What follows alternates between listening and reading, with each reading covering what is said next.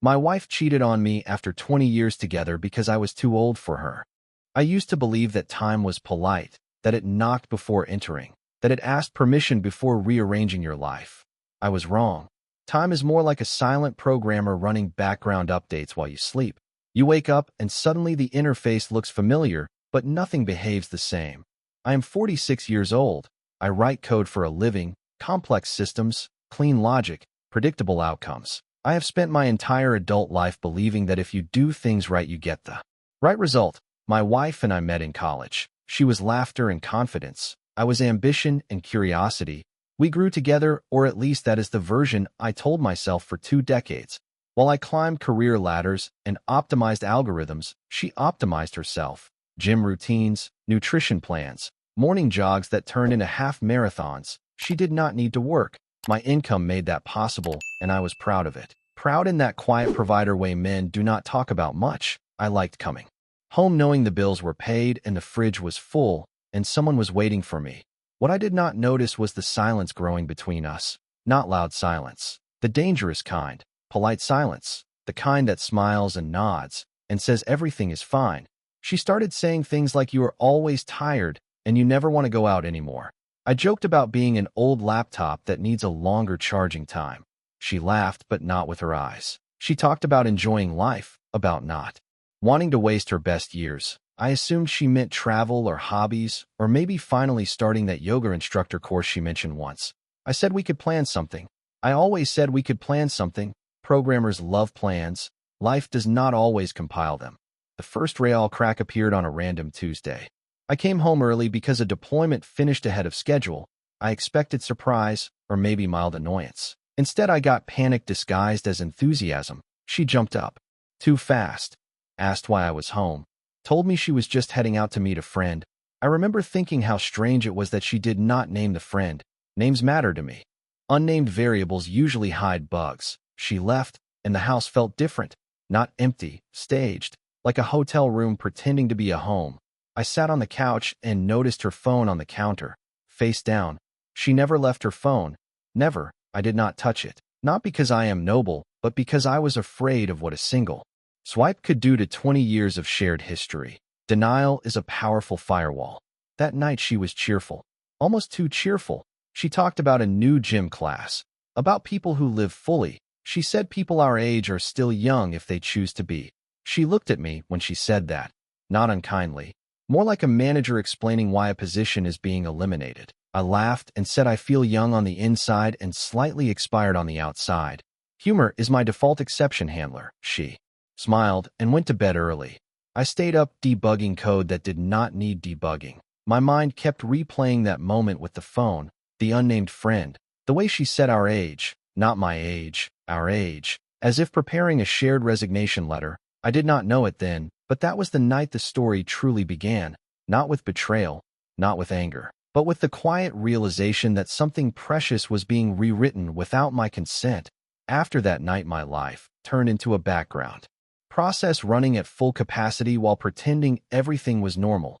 I went to work, wrote code, attended meetings, nodded at jokes I did not hear, and came home to a woman who felt increasingly like a well-designed simulation of my wife rather than the original build.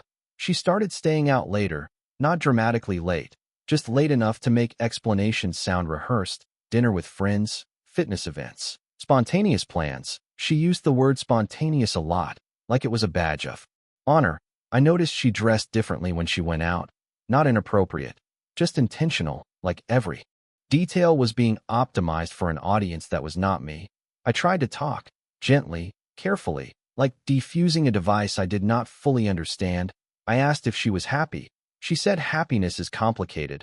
I asked if I had done something wrong. She said no, but people change. That sentence landed harder than she probably intended. People change is what you say when you are already halfway gone.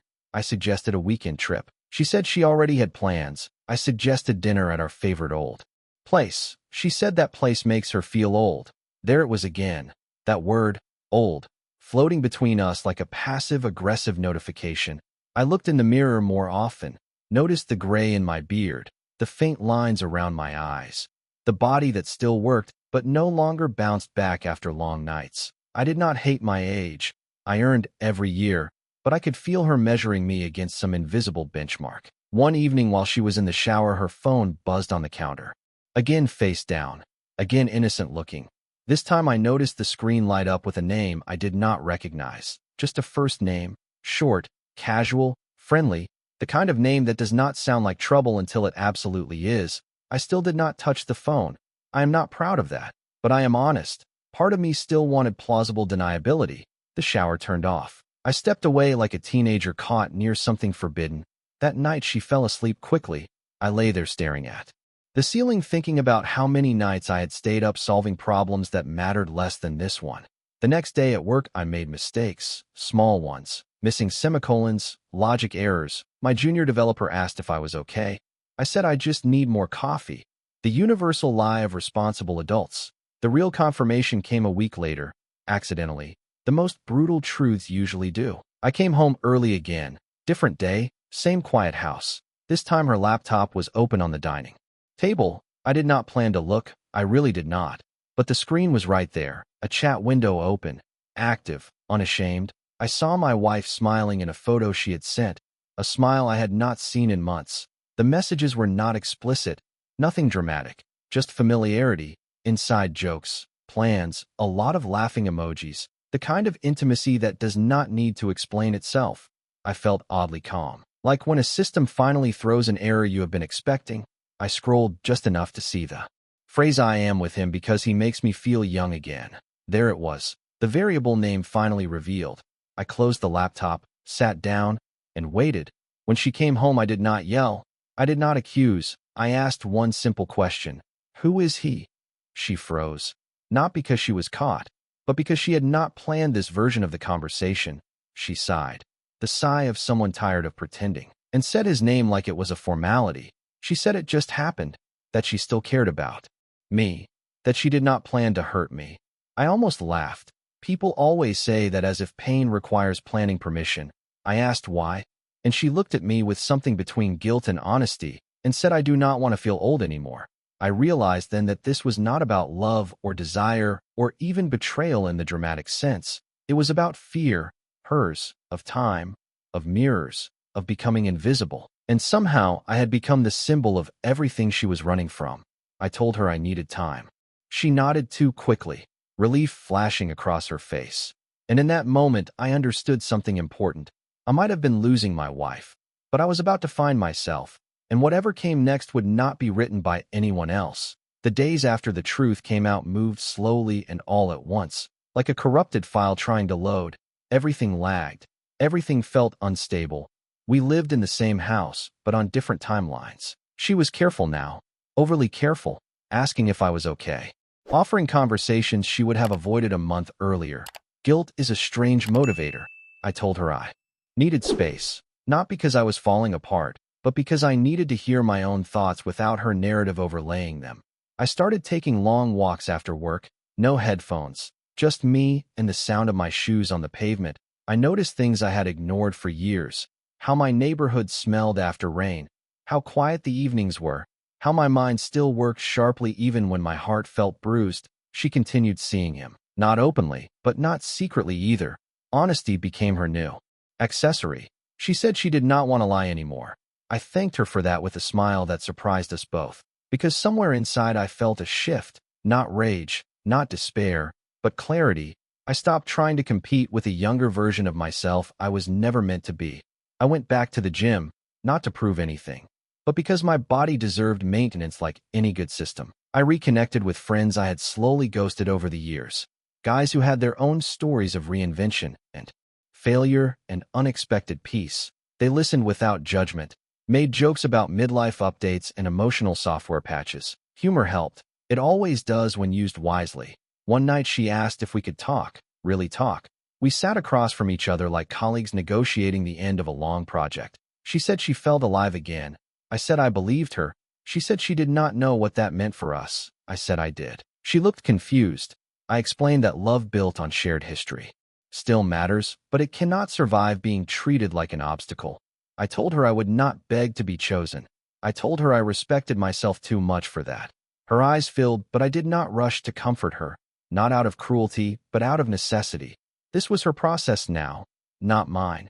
That night, I slept better than I had in weeks. Something inside me had accepted reality and stopped fighting ghosts. The next morning, I woke up with an idea, not a desperate one, a curious one. I requested a few days off work, something I rarely did, and booked a solo trip, nothing dramatic, just a change of scenery. When I told her, she seemed surprised, almost unsettled, as if she expected me to stay frozen while she explored freedom.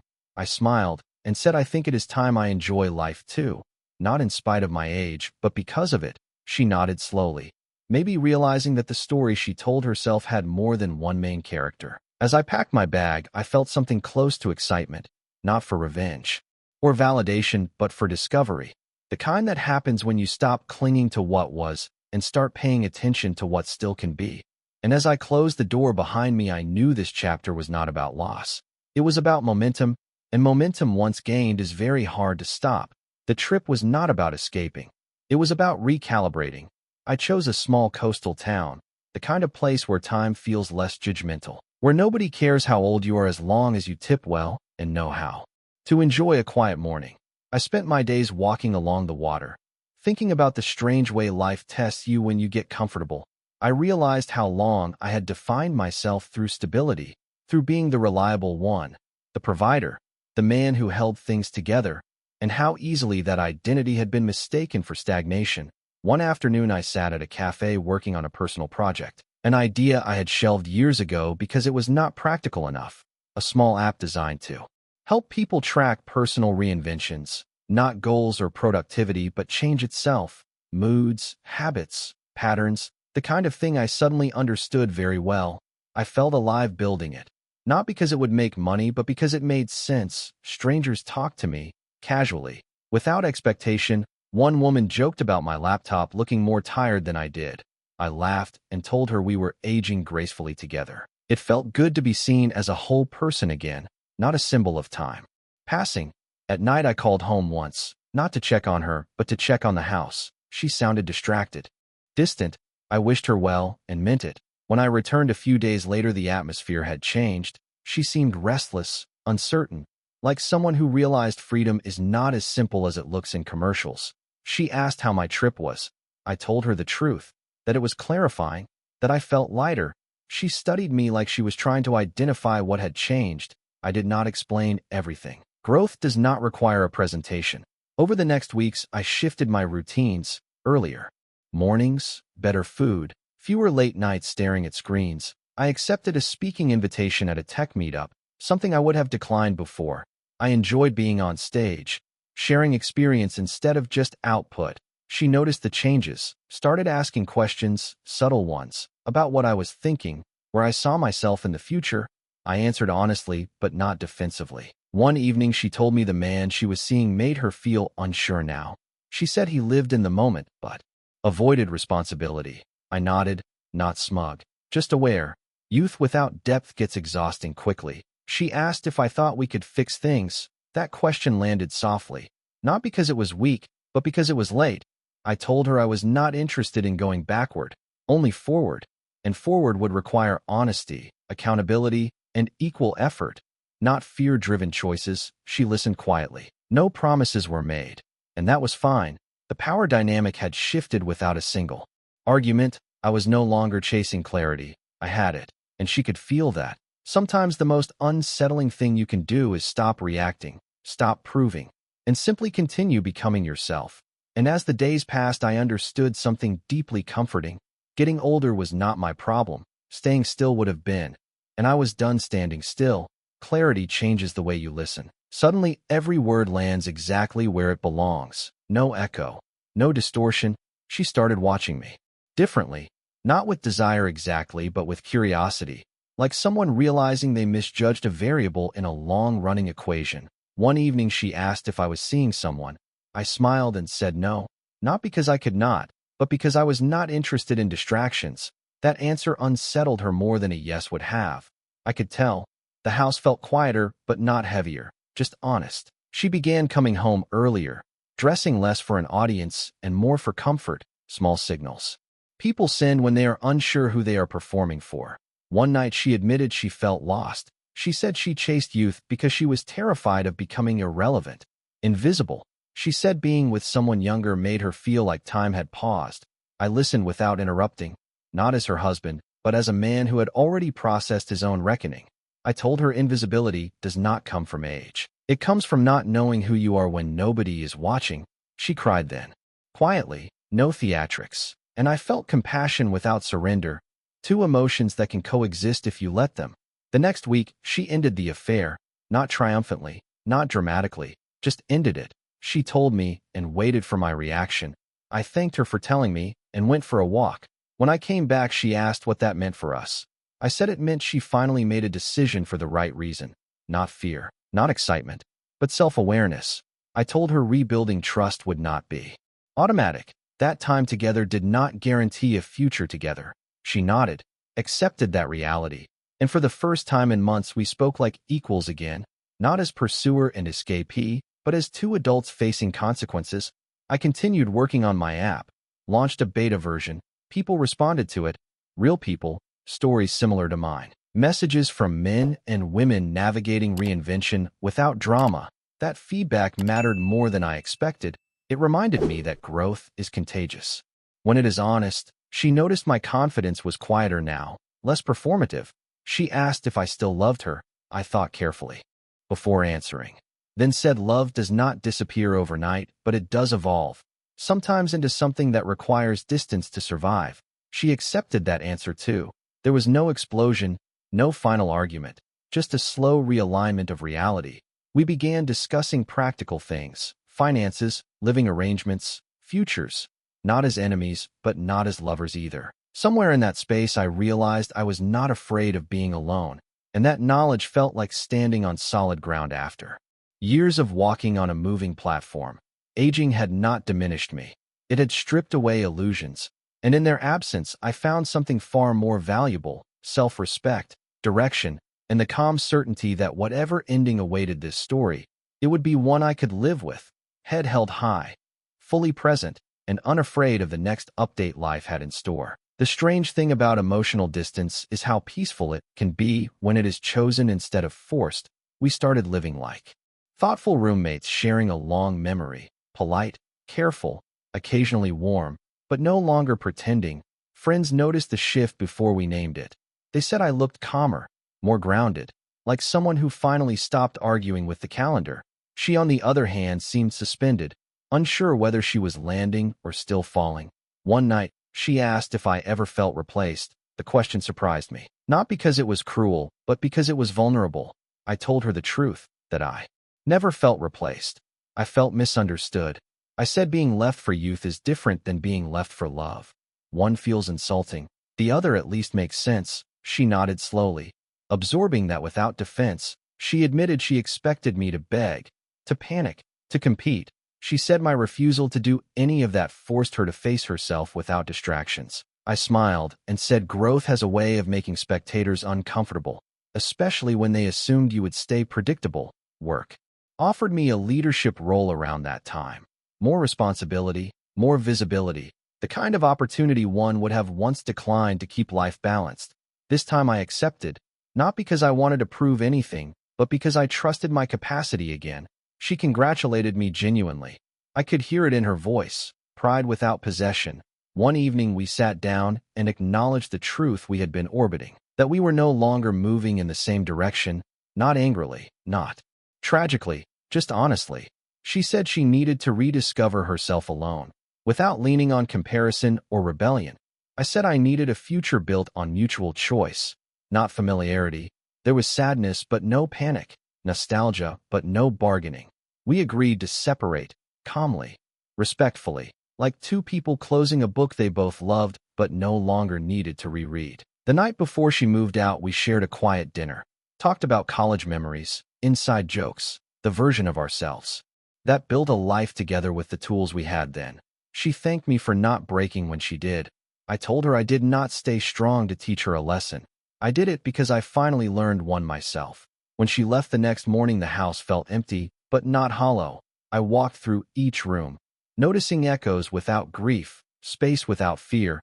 I made coffee and sat by the window feeling something unexpected: anticipation. Not for romance, not for validation, but for authorship. My life, no Longer felt like a reaction to someone else's choices. It felt authored again.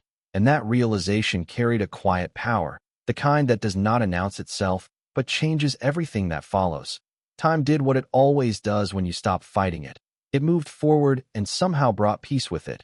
Weeks turned into months, and my life settled into a rhythm that felt intentional instead of inherited.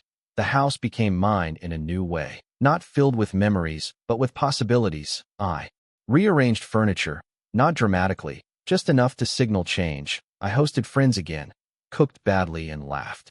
Honestly, I traveled for work and stayed an extra day just because I could. My app gained traction, not viral success, but real users, thoughtful feedback, people using it to mark transitions without shame. That felt like the right kind of success. Occasionally I thought about her, not with bitterness, not with longing, just curiosity. I hoped she was learning what she needed to learn, alone, without borrowing youth from someone else. One afternoon we met for coffee, neutral territory, familiar, but safe. She looked different, calmer, less performative. She told me she was taking classes, working part-time, building something that belonged to her. I was genuinely glad to hear it. She asked if I was dating. I smiled and said slowly, thoughtfully, like a man who knows his worth and is in no rush to prove it. She nodded, understanding exactly what that meant now. When we said goodbye, there was no tension, no unfinished sentence, just closure, clean and kind. Walking back to my car, I caught my reflection in a window, gray beard, lines at the eyes, posture relaxed. I did not see age. I saw experience, earned and integrated. I realized the betrayal did not break me. It introduced me to myself without illusions. It taught me that being chosen starts with choosing yourself, that youth fades but relevance does not if you stay curious, present, and honest.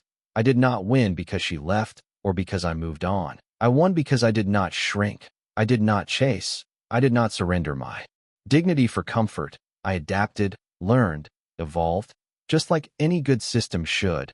And as I drove home with the sun setting in my mirrors, I smiled, not because the past hurt less, but because the future finally felt like mine again.